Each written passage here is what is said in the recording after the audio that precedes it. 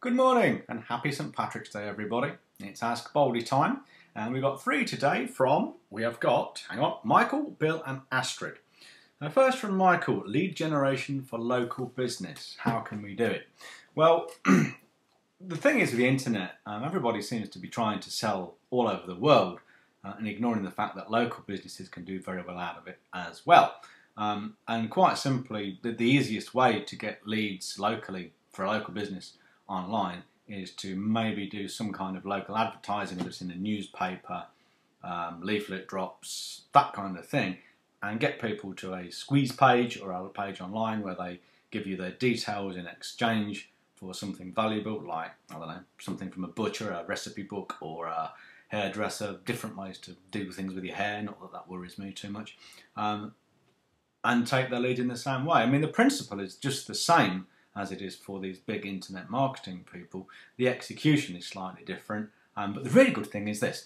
Because none of your local businesses are actually doing this, you don't have to stick your head very far above the parapet before you find yourself in a very powerful position.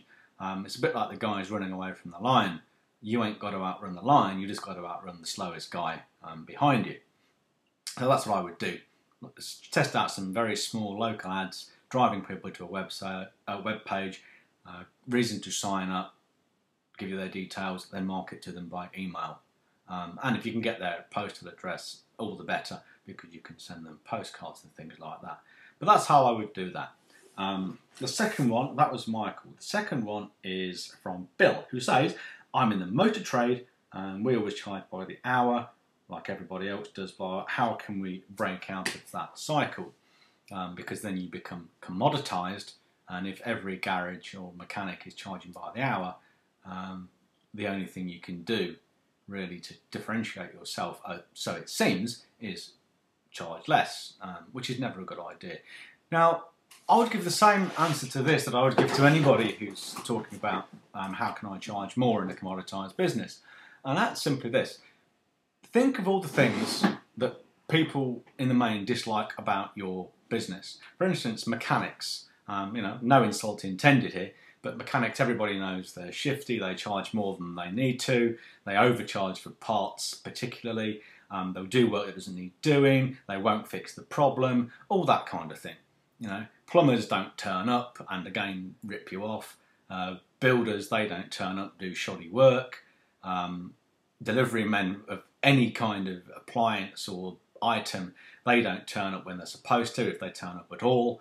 Every industry, every business, even professional so-called people like solicitors who charge too much, don't return calls, don't have customer care, that kind of thing. Find out what it is about your business that everybody hates, and then basically promise not to do that. And sometimes you can't guarantee the work itself. Like, I cannot guarantee results, sales letters and things, but I can guarantee a certain level of service, and I can guarantee to keep working on something maybe 2 or 3 times until we conclude so there's something fundamentally wrong. Doctors can't promise a cure, but they can promise a standard of service. Solicitors and lawyers cannot promise an outcome of a case, but they again can promise a level of service. So you can do the same. Find out the things that people in your industry really hate, promise not to do it, and give either a money-back guarantee or some kind of added extra. Other things you can add along those lines are things like have the car completely valeted and waxed, or give it some kind of pre-MOT check, or even a free MOT, that kind of thing. MOT, for those who are not in Britain, is a Ministry of Transport test which every car has to have every 12 months if the car's over 3 years old. Like an inspection ticket, I guess. But those are the things you can do. Add some kind of added extra that you will give them if you don't meet their expectations. And just saying we give great service is a minimum expectation, which isn't really a very good marketing ploy. So that's what I would do with that. And the third one is from Astrid, who's got a blog. She's doing some kind of knitting patterns of all things. Website traffic. How can I get traffic to my blog? Well, there are several ways. But the main 4 ones I can think of are offline to online, which is going to be a bit difficult in your case, I suppose, unless you want to advertise in magazines.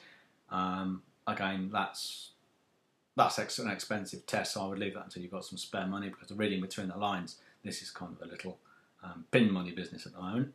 Second way is natural search.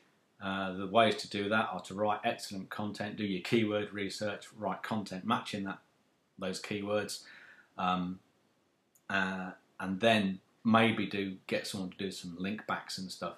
Post on forums, make comments on other people's blogs, and basically get lots of links back to your site, and search engines will pick it up, and you'll get some traffic that way.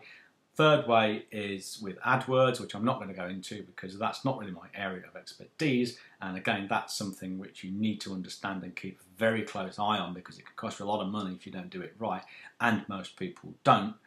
And the other way is article marketing, which I'm very big on, because it's extremely powerful. People who reach your blog from an article are, in my experience, anything from 300 to 1,500 times more likely to sign up and give you their details than someone who reaches you just from a natural search, which is pretty profound, because if you're writing articles for something like submityourarticle.com or easyinarticles.com, which is the premier one on the net, and I recommend you get a paid account, which is $97 a month, because you can get your articles approved in as quickly as 4 minutes, usually within a few tens of minutes, but certainly I've had them done a few times within 4 minutes. The thing with that is, if you target an article at some keywords, you can get a first page ranking in maybe in the top 3 to 5 on Google, the first page, in hours. Because what you're doing is you are, to use an American word, you're leveraging the power of easyinarticles.com with Google. There's a lot of kudos there with Google. And so if you've got an article that matches keywords and you've got all the weight of easyinarticles.com behind you, you can get very good rankings very, very quickly. And certainly from my articles and Sarah's articles, a click-through rate of 30% and more is doable. And the average is, for me, on my articles, is about 10, which is fairly low. But on Sarah's, it's about 17, I believe, which is pretty good, considering how likely they are to sign up. So that's my answers to all that.